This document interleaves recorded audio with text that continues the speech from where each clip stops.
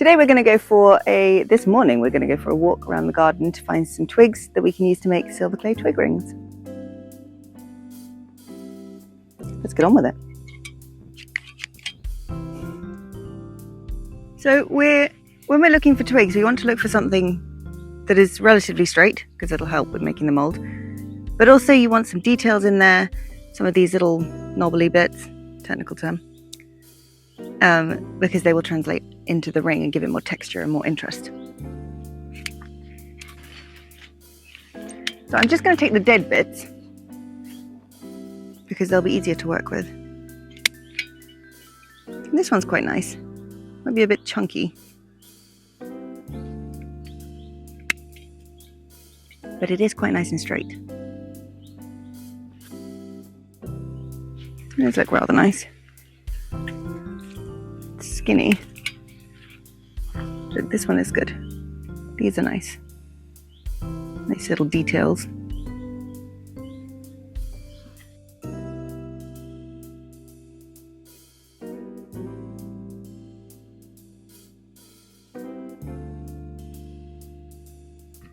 This is what's left of a fallen branch off this massive oak tree. But I feel like there might be some good things in here. Look at that. Can you see it? And all of those little details will transfer into the mould that we're going to take.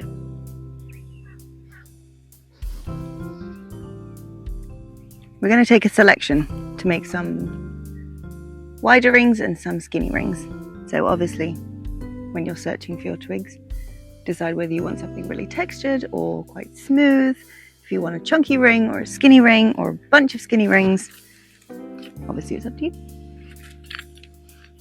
I think that might be it for here. Yeah, so I think we've probably got enough here to get started with. We'll take them back to the studio and make a mould. Now we've got some twigs that we're happy with. We're going to use them to make some moulds for our rings with silicone moulding compound. It's important to remember that with any silver clay project, the silver clay will shrink when it fires. So we're going to cut our twigs down to lengths that are longer than the lengths that we need for our rings. I'm using a ruler to measure my twigs, making sure that the pieces I cut are fairly straight and they have good textured sections. Now I have a selection I'm happy with.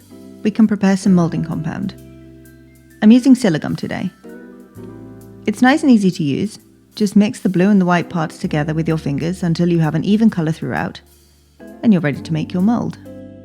Channel your inner child and start by rolling it into a sausage in the palm of your hands, before drawing it out evenly until it's a little bit longer than the twig you're going to use. Oil a sheet of perspex and give it a good squodge to flatten it out. When you remove the twig, you should have a nice crisp impression that you'll use to make your ring. It's a good idea to make sure you're really happy with your impression before opening your silver clay. So I like to make a prototype first with some children's plasticine. That way I'll know exactly what the impression will look like when I make it in silver, and I'll have a volumetric idea of how much silver clay to use. You can use and reuse plasticine too, so have a play around here. Make new moulds if you want to change anything, and keep experimenting until you're completely happy with your imprint.